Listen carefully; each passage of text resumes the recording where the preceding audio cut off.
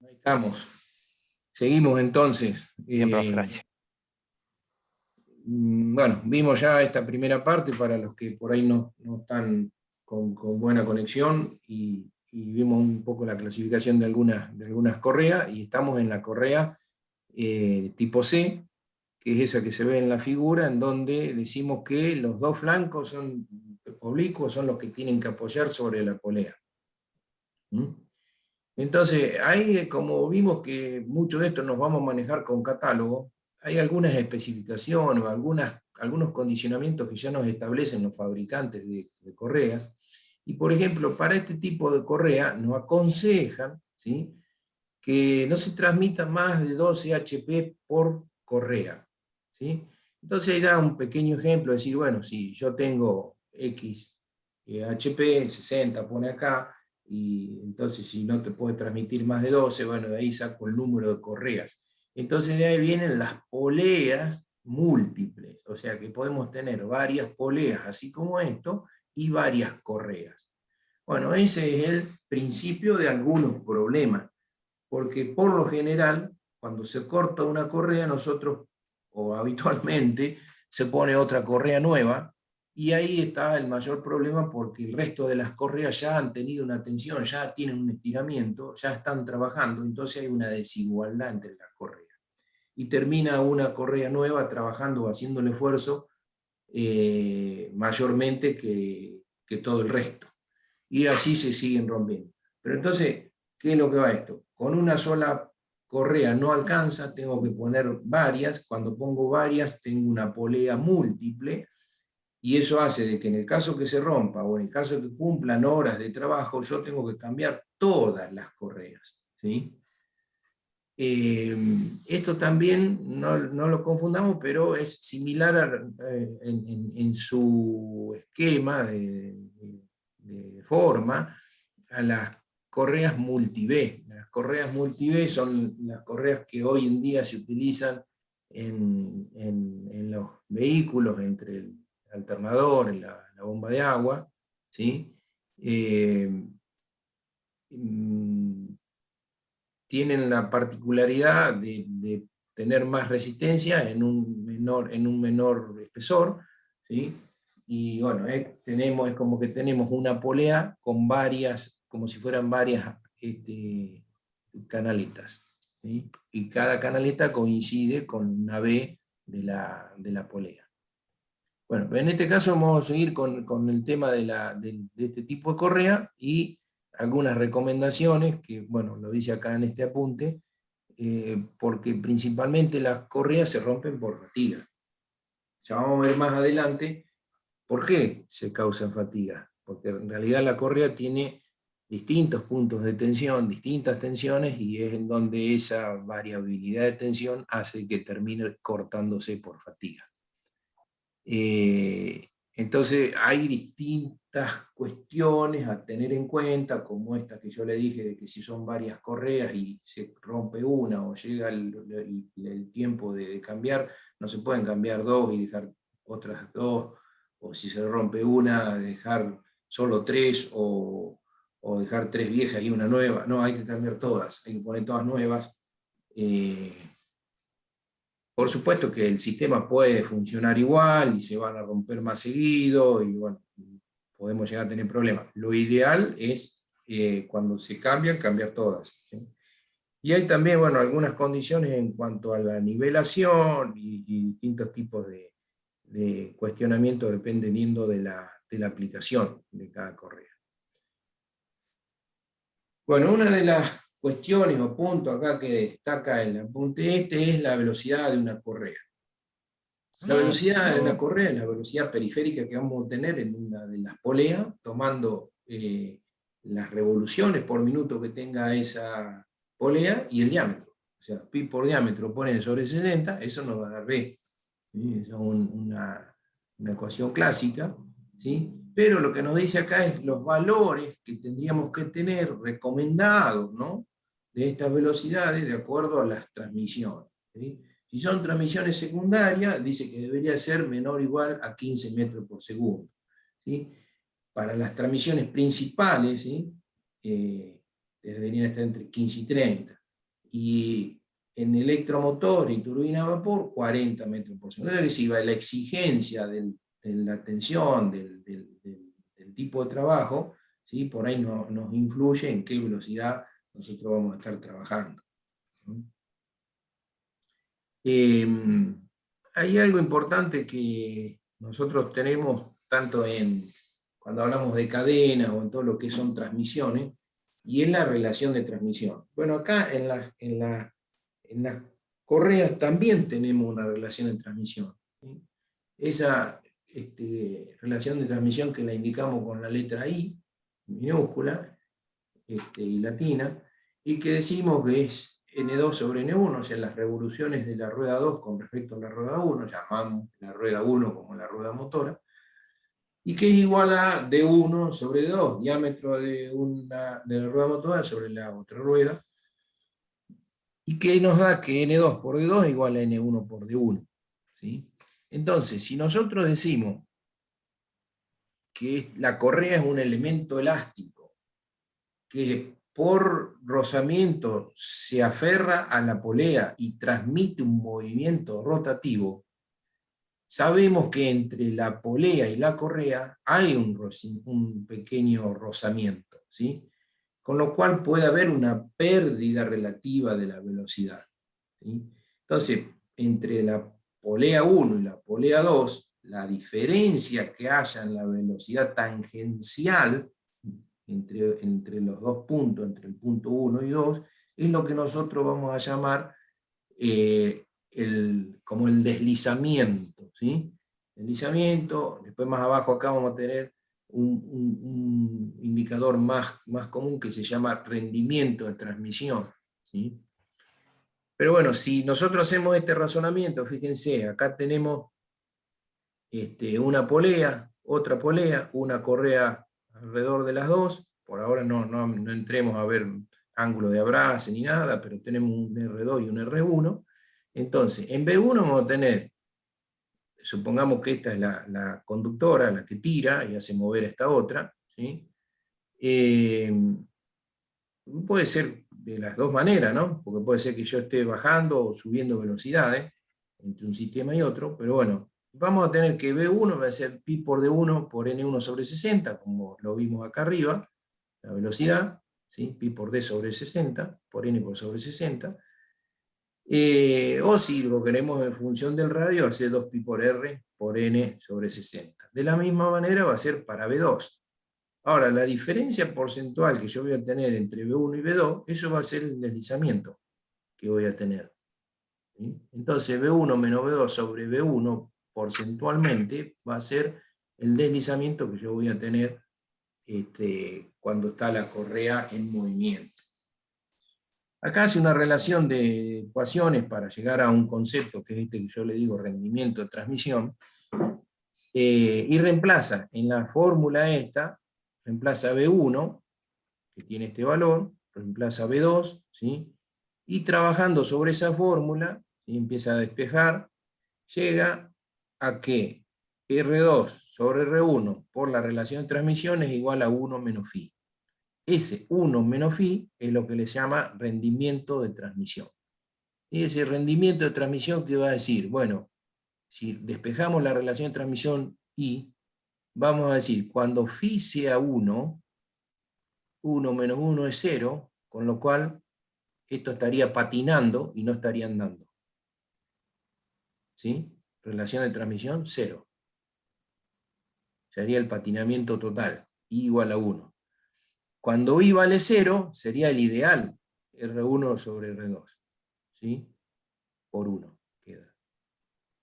Quiere decir que phi va a ser un valor que va a estar entre 0 y 1, y cuanto más cerca de 0 esté, va a ser mejor, ¿sí? Para nuestro mecanismo, para nuestra transmisión. Lógicamente, el deslizamiento phi, cuando más cerca de 0 esté, mejor va a ser razonado desde cualquier punto de vista. ¿Se entiende? Sí, sí, profe. Bien. Bueno, eso en cuanto a rendimiento, transmisión. Ojo, ahí tengo una pregunta que puede decir, bueno, explíqueme qué es el rendimiento de transmisión entre polea con una correa y bueno, tienen que hacer este razonamiento, porque fíjense que es muy simple, ¿sí? Muy sencillo, y llegan a esto. Uno de los temas que también no está en el catálogo, está en el catálogo, está muy bien explicado, muy clarito, ¿sí? Es la distancia entre poleas. Bueno, hay fabricantes que aconsejan, de acuerdo al tipo de transmisión, qué distancia debe haber. Y hay un razonamiento de decir, bueno, yo más que nada necesito la distancia entre los dos ejes y después seleccionar qué correa le voy a poner. Lo que sí se tiene que tratar de evitar es de utilizar tensores de correas, ¿sí? En cadena por ahí es diferente, pero en correa un tensor es un punto más de inflexión que va a contribuir a la fatiga. Y sabemos que fundamentalmente la correa se rompe por fatiga, lo mismo que los resortes. Es también una pregunta, ¿por qué rompe la correa o por qué causa rompe la correa? Por fatiga, ¿sí? Y acá hay un ejemplo en donde pueden ver ustedes, también tenemos dos poleas y una correa, y acá determina 1, 2, 3, 4, 5, 6, 7, 8 puntos diferentes, de diferente tensión que soporta la correa, ¿sí? Entonces vamos a tener una tensión más floja a una más mayor, a una negativa, y así sucesivamente, ¿sí? Entonces esas variaciones de tensión son lo que hacen de que produzca una fatiga en la correa y que termine rompiendo por fatiga, ¿sí? La correa es un material flexible en donde está formada por caucho, poliuretano, por telas, tiene partes textiles, y en las en las correas más exigentes tenemos tensores, se les llama tensores, que son como hilos de poliéster, o en algunas correas también pueden llegar a ser de acero, ¿sí? Pequeños hilos de acero. Con lo cual hace que en el caso de que sean pequeños hilos de acero, más probabilidad de rotura por fatiga. Eso se ha ido reemplazando con toda la tecnología nueva en cuanto al poliéster, más que nada, ¿no? Bueno, entonces acá lo que menciona es que tenemos 8 tensiones diferentes, 8 puntos distintos. Si es una polea que está girando 1500 revoluciones por minuto, como puede ser de un motor eléctrico, y por 8 tenemos 12.000 tensiones diferentes por minuto. ¿Sí? Por más flexible que sea, en algún momento puede llegar a la rotura, ¿sí? Esa es el razonamiento, porque podemos decir que no se rompe nunca, pero en realidad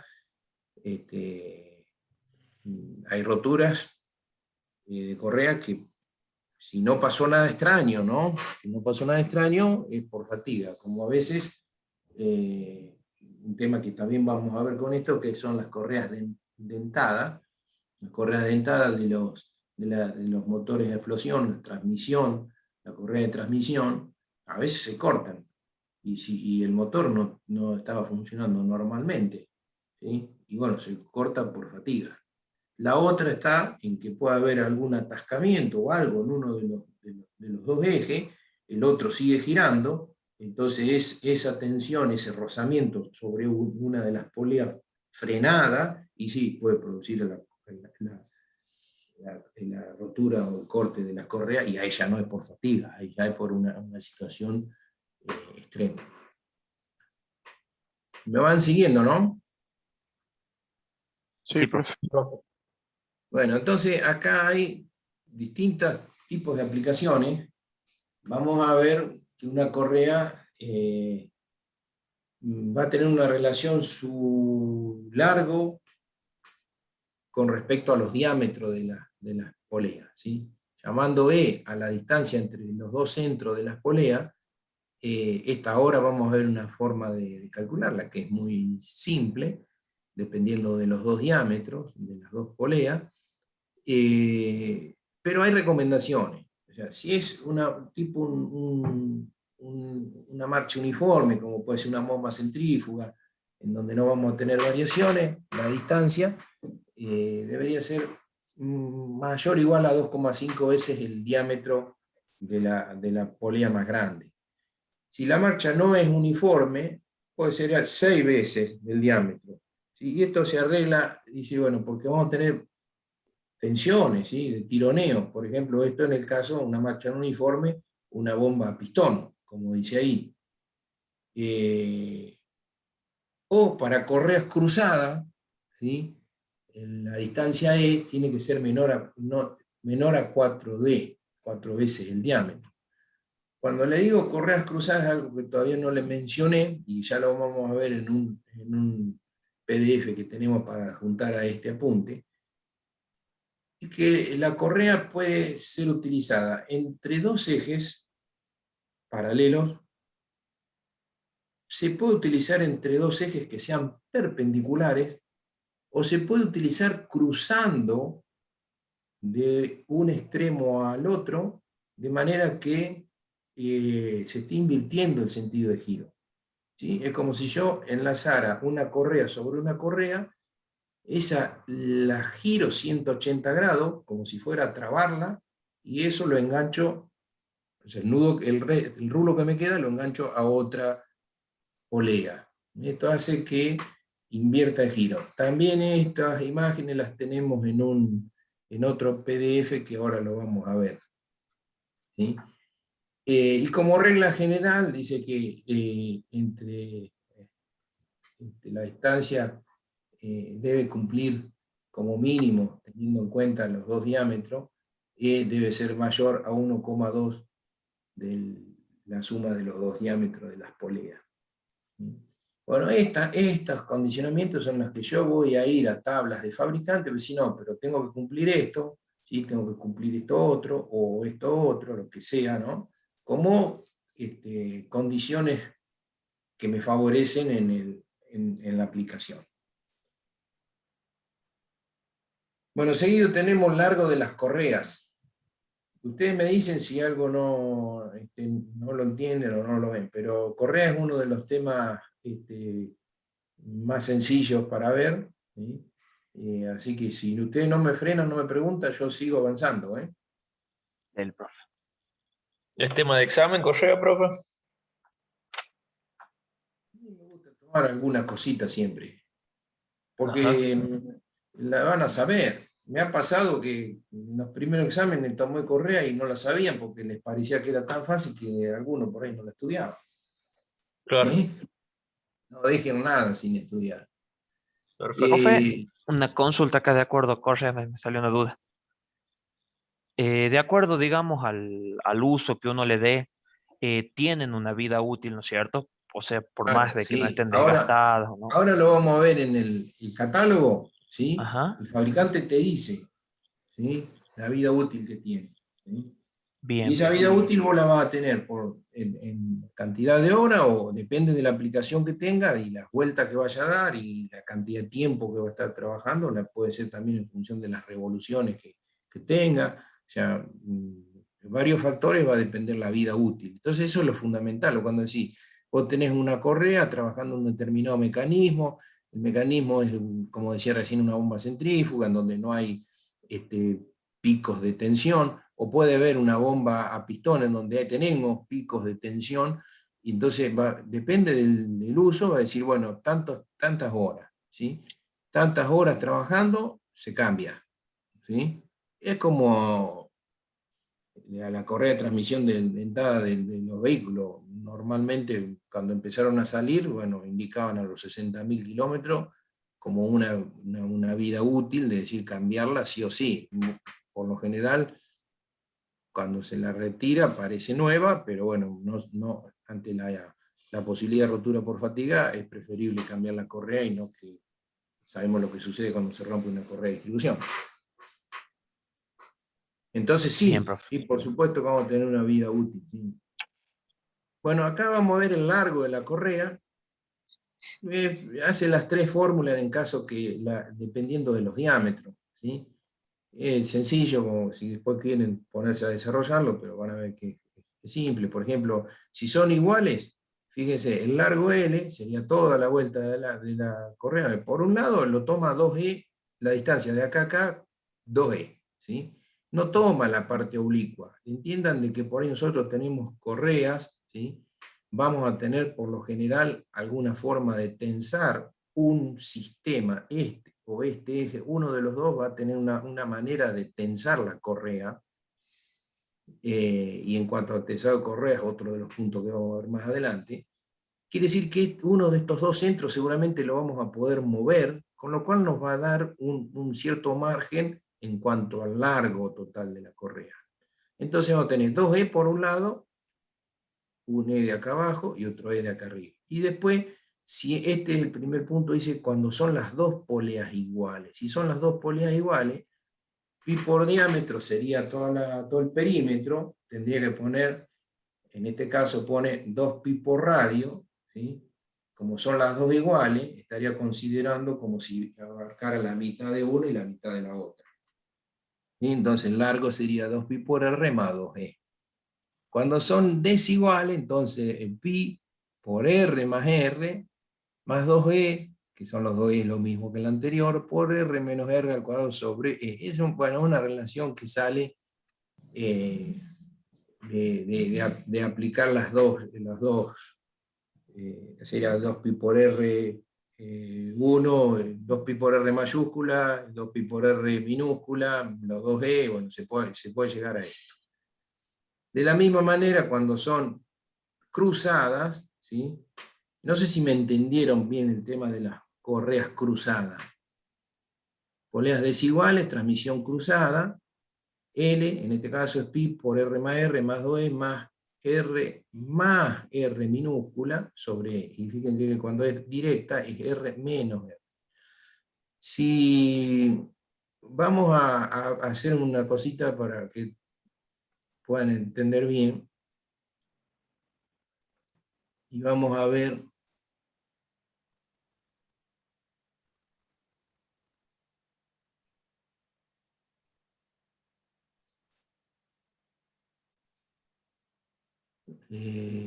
déjenme ver el catálogo, correa dentada, esquema.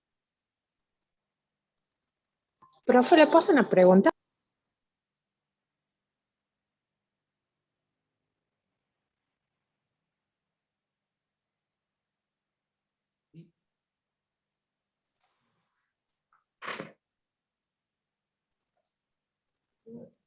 Sí, escucho la pregunta. Disculpe. Yo he visto que a algunas correas le han puesto tipo unas grampas para engancharlas cuando se cortan. ¿Eso es para, digamos, como para tirar un tiempo más o no es adecuado No. utilizarlas así? Hay correas planas, eso lo puede haber visto en máquinas más antiguas, ¿sí? Correas planas, ¿sí? Que incluso antiguamente se usaba mucho el cuero para formar una correa, como si fuera un cinto. Y el problema era cómo unirlo al cuero, ¿sí? Y unirlo con algo que sea flexible. Bueno, esa unión se solucionó utilizando ese sistema de ganchos que vos decís, ¿sí? Que es como si fuera un gancho de metal, ¿sí? Con múltiples ganchos, o sea, como si fueran 15, 20 ganchitos de un lado y 15, 20 ganchitos del otro, se enfrentan unos ganchitos sobre el otro, ¿sí? Y el agujerito que quedaría solapando un gancho contra otro, se lo rellena o se pone un pequeño perno. No sé si es eso lo que has visto. Eso en las correas lo pueden llegar a ver en las correas de los tornos más viejos, ¿sí? Que puede ser, fíjense, acá tenemos distintas, no sé si responde a la pregunta, si era eso lo que has visto, Mariela. Sí, porque me parecía como que No, pero no es no para que era tan se pueda, útil. no es para que se pueda ir acortando la distancia, sino porque es algo que no está vulcanizado como lo es una correa de caucho o algo así, es un material de un tipo un fleje de cuero, y en donde para unirlo se utilizan esos ganchos, ¿sí? Que se rompa esa correa y te sirva ponerle otro gancho, lo puedes hacer, ¿sí? O que se te haya estirado y que le vas a cortar un pedazo y le vas a poner otro gancho, también, ¿sí? Es más, cuando yo hice el colegio industrial, lo primero que nos enseñaban en la parte del mecanizado por torno no era manejar el torno, sino a hacer la unión de una correa. ¿Sí? Había una maquinita como si fuera una engrampadora, en donde había que cortar la correa, emprolijar los bordes, hacerle un pequeño chaflán y hacer eso. Era simple, pero en la mayoría de los tornos de aquella época tenían ese tipo de polea. Eran tornos viejos, por supuesto. Pues estaban los más nuevitos, que esos ya los agarrabas en el último año, y eso ya no tenía necesidad. Pero era muy común que se cortara la correa, entonces, o que se cortara la unión esa, que vos creo que es eso lo que has visto, y que había que empalmarlo nuevamente.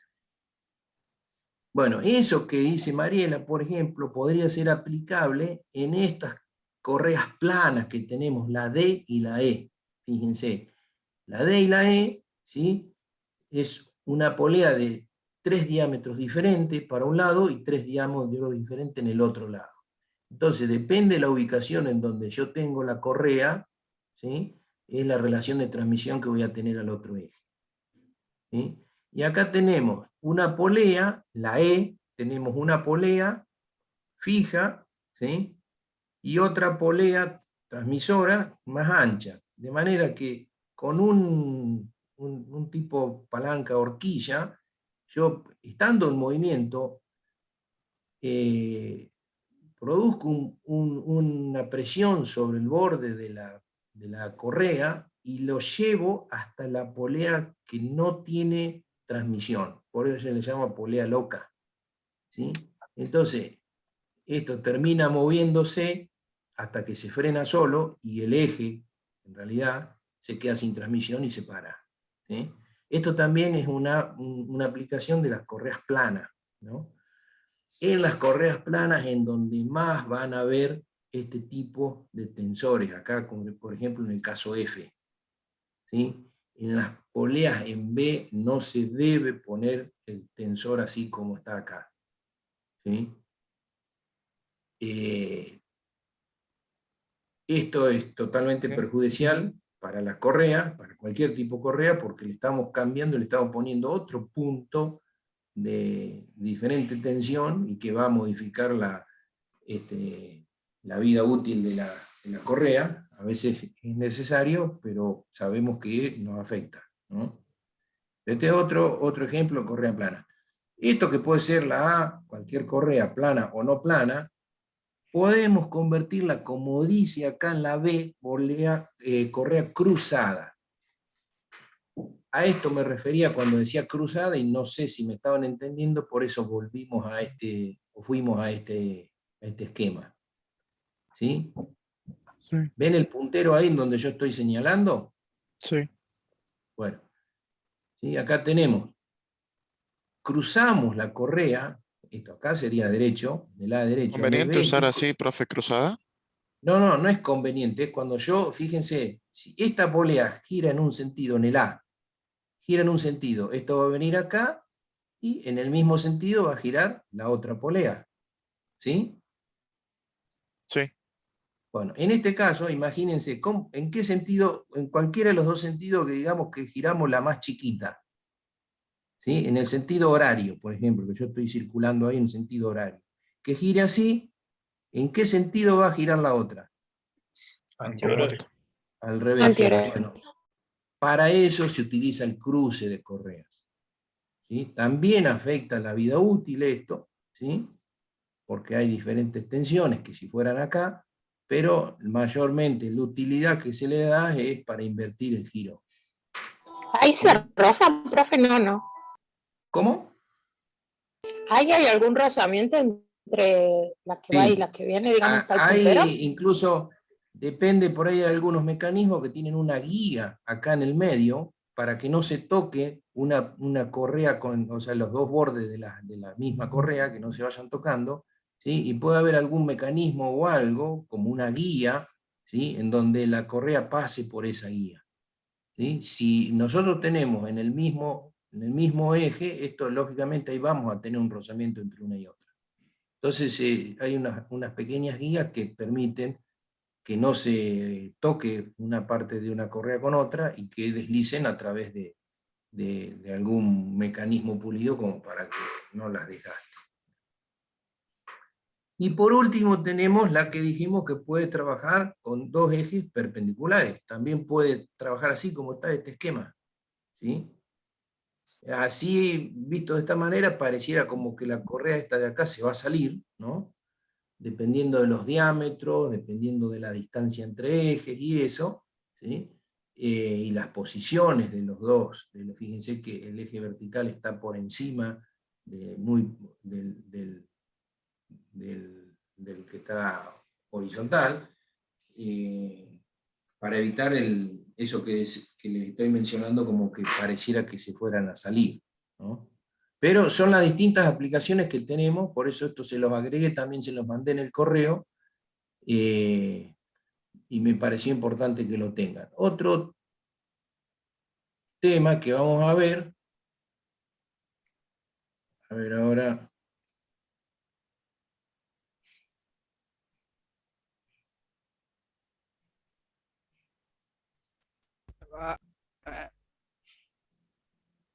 ¿Están viendo ahí las correas dentadas?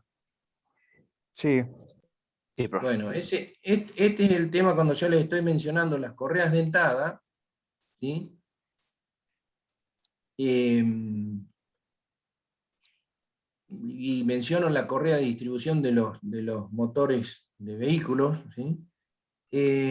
Son correas que tienen, ¿sí? Como si fueran marcados dientes, ¿sí? Lo pueden tener de ambos lados, ¿sí? Y las pueden ver desde pequeñas máquinas impresoras hasta grandes máquinas motrices, ¿no? La particularidad que tiene es que no tienen rozamiento, ¿sí? Son más costosas, más complicadas de construir, pueden tener doble diente, lo cual permite tener distintos trabajos. O sea, acá, por ejemplo, en este caso tenemos 3 ejes moviéndose, ¿sí? Con la misma correa, y pueden trabajar en sistemas de muchas revoluciones,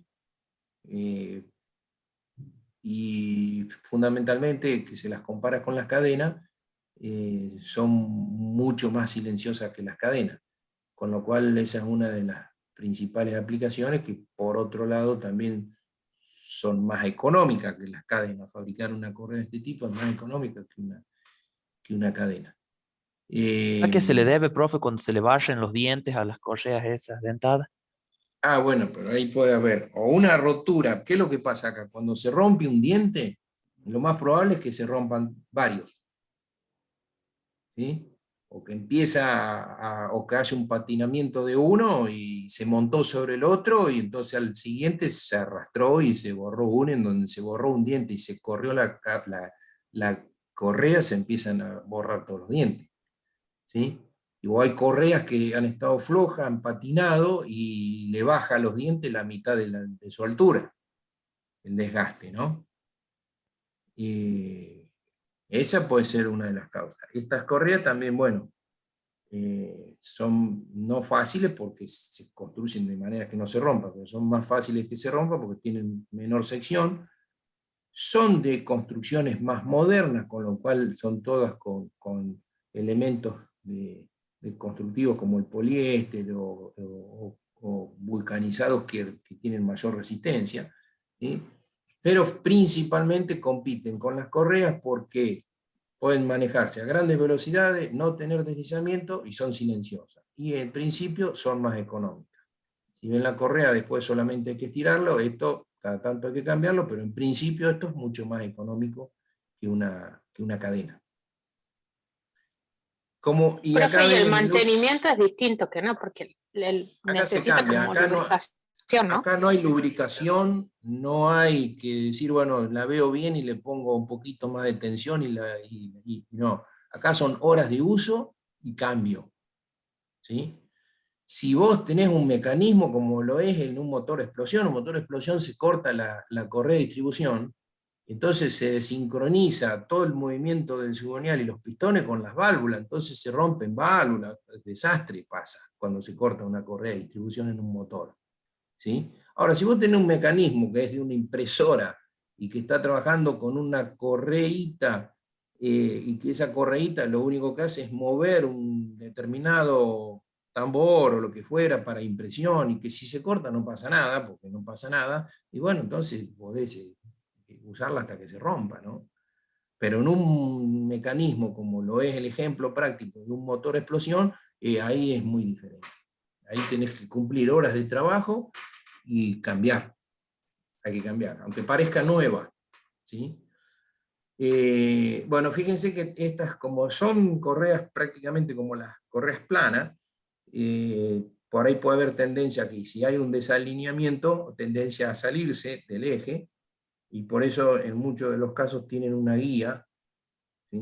Y que si no está alineado se empieza a desgastar uno de los bordes, ¿no? Y esa es la forma más rápida de darse cuenta que está trabajando mal el sistema.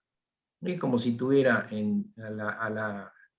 al borde de la polea dos salientes que eviten que la correa se desplace.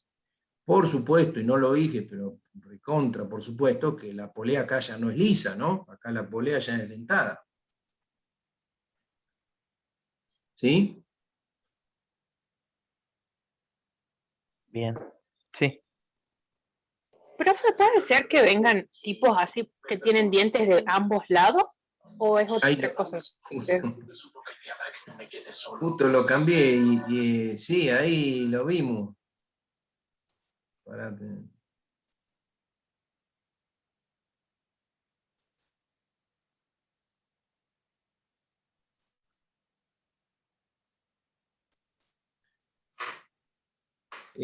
Sí, ahí en las figuras esas, fíjate después, Mariela, que en el apunte que te mandé, hay una de estas imágenes que es una correa que tiene dientes de ambos lados, ¿sí?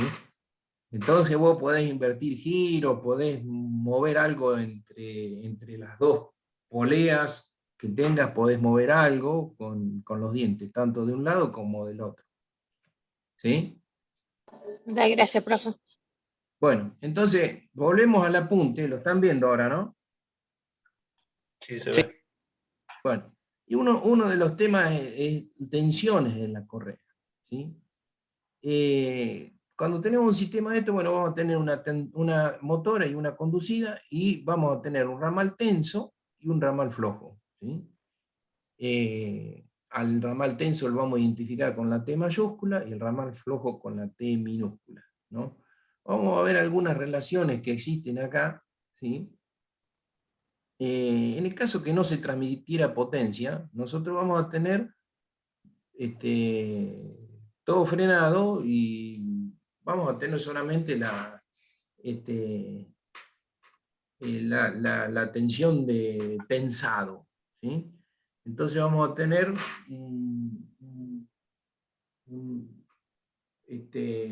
un T sub 0, que lo vamos a llamar, ¿sí? Como hacer una tensión de tensado T sub 0, sin movimiento. Entonces 2 veces el T sub 0, porque tengo 2 ramales, va a ser igual a la F, que es la fuerza que yo voy a estar haciendo inicialmente para tensar esa correa en estado de reposo, ¿sí? O sea, RPM igual 0, ¿sí? Cuando esté trabajando vamos a tener una fuerza que va a estar dependiendo, fuera del tensado que yo ya le hice previo, y va a depender de la tensión que tenga un ramal y del otro ramal. Acá hay una relación que saca y que llegamos a la ecuación que cuando estuvimos viendo el tema de freno, yo les dije que para freno también valía el tema de rozamiento lo mismo que en correas con poleas, ¿sí? En función, fíjense, en función de esto, hace que el diferencial de tensión respecto de la brase, el diferencial alfa es es la disposición de transmisión, se lo llama alfa, pero en realidad es el abrace de cada correa sobre la polea, es igual al coeficiente de rozamiento mu por T. ¿Sí? Trabajando sobre esta ecuación, ¿sí?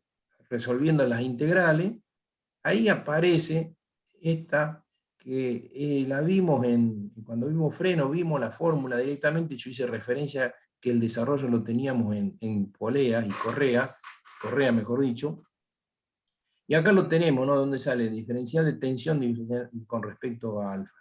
Y el abrace en freno era el abrace de la zapata o de la pastilla de freno, acuérdense. ¿Sí?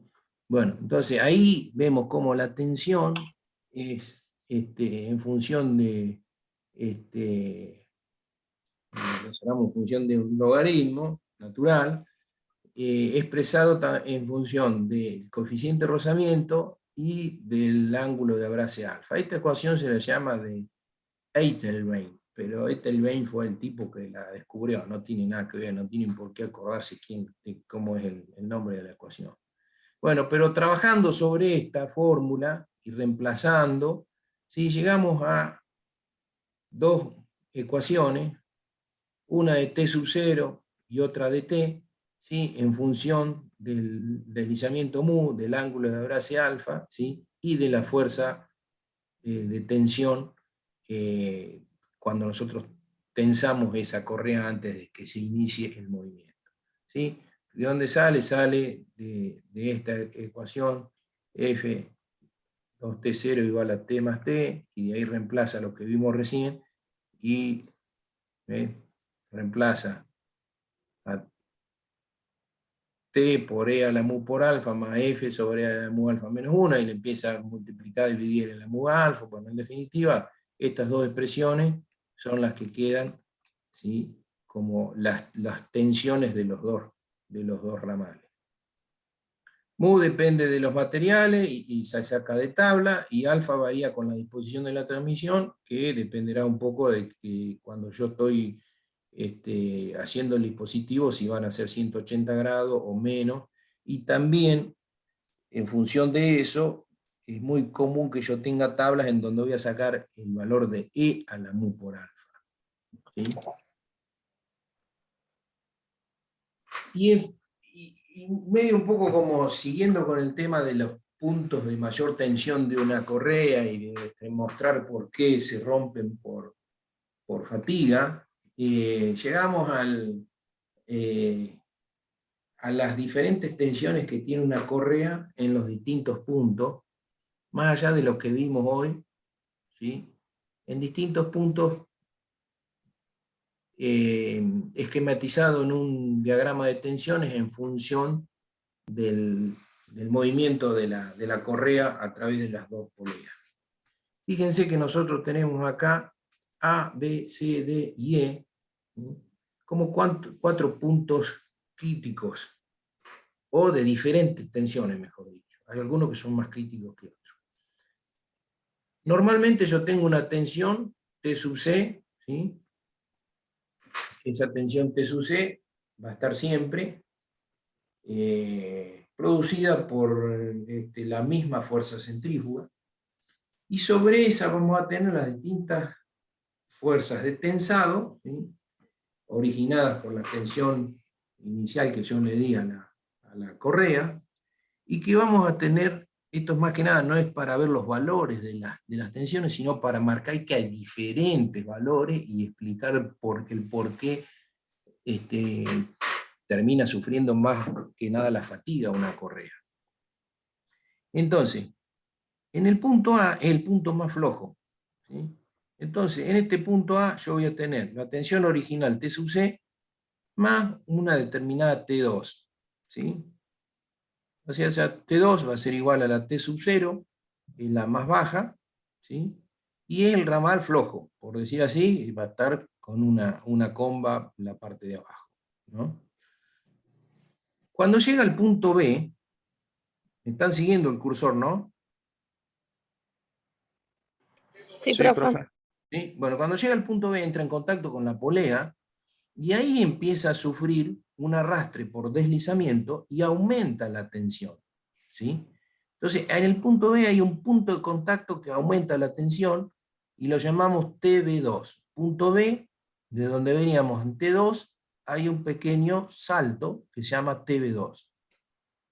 Desde el punto B hasta el punto C empieza a subir, ¿sí? Porque yo empiezo a tener más rozamiento, supongamos de ese puntito de la correa, lo empiezo a transmitir, va girando a través de la correa, cada vez tiene más punto o sea, más superficie de contacto, más tensión, y va a llegar hasta el punto C, ¿sí? Este es el punto C, en donde se va a liberar. En el punto C, inversamente que lo que sucedió en el punto B, vamos a tener una liberación o una bajada de tensión, que es lo mismo que la que tuvimos cuando entramos en la polea en el punto B. O sea que vamos a bajar un TB2. ¿Sí? Lo ven en el diagrama, punto A, punto B, punto C. Punto A, arrancamos acá, llegamos al B, subimos, a medida que fue girando con la polea, se fue aumentando, aumentando, aumentando, llegó al punto C, tac, bajó TB2. ¿Sí? Lo mismo que había subido por contacto, baja cuando sale del contacto.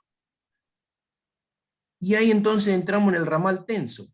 El ramal tenso, que es T, o vamos a llamarlo T1, sería esto, hasta el punto que entra en contacto con la otra polea, el punto D. En ese punto de contacto D vamos a tener un incremento que va a ser TB1, acá lo llamamos TB2, pero acá lo llamamos TB1, ¿sí? En este caso, como es menor, vamos a tener un mayor tiro, por decir así, ¿sí? Lo ponemos como TB1 mayor que TB2, y de aquí para abajo, así como de esta manera cada vez tensaba más, hasta el punto en que se suelta y pasa a ser en el ramal tenso, de este lado, del mayor punto de tensión, que es el D, empieza a reducirse, ¿sí?, la tensión hasta llegar al punto E, en donde quedamos nuevamente sueltos a la misma tensión que era el punto A. O sea, del punto D al E empieza a bajar hasta llegar al E. Cuando llega al E, baja el TB1, que acá lo subimos, baja el TB1. Y ahí tenemos la misma línea que debería coincidir con esta. Ahí está un poquito más bajo, pero en la que arrancamos con el punto A es la que terminamos después de la salida del punto E. ¿Sí? Bueno, de esta manera podemos ver cómo hay distintas tensiones, más allá de que en esta curva hay muchas diferentes tensiones, pero hay puntos críticos, ¿sí?, en donde un punto A es lo mismo acá que acá, pero entre B y C vamos a tener distintas tensiones, ¿sí? El punto de tenso va a ser lo mismo a todo lo largo del ramal tenso, pero va a haber situaciones críticas que es lo que un poco dan a entender por qué la correa rompe por fatiga. Acá tienen la aplicación TC, la fuerza centrífuga, que decíamos la fuerza por la que está girando la correa. T1 y T2 son las tensiones de parte tensa y floja, TB1 y TB2 son las fuerzas adicionales que se producen por la fricción alrededor de la polea. Bueno, y así va dando algunas recomendaciones también y algunas consideraciones. Algunas son fórmulas empíricas, algunas son dependiente de coeficiente. Por ejemplo, TB dice que es un coeficiente K sub D sobre D, en donde K sub D sale de tabla, D es el diámetro primitivo, también T sub C va a tener otro valor, dependiendo por tabla, la velocidad, esto ya lo calculamos, pero lo fundamental de esto es saber interpretar este diagrama, saber dibujarlo en función de y después mencionar lo que es cada cosa, ¿no?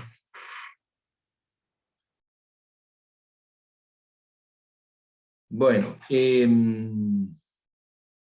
la distancia entre centros, ¿sí?, entre centros de dos poleas desiguales. Lo vimos entre dos centros de poleas iguales, vimos un poco cuáles son los recomendados, ¿no? Pero ahí tenemos una ecuación en donde esa distancia la pone en función de un valor h,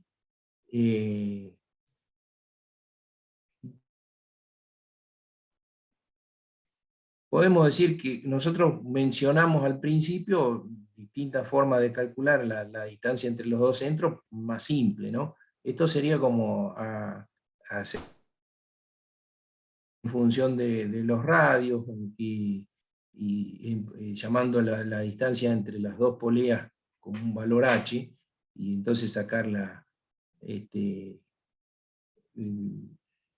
distancia es un poco más precisa, ¿no? Es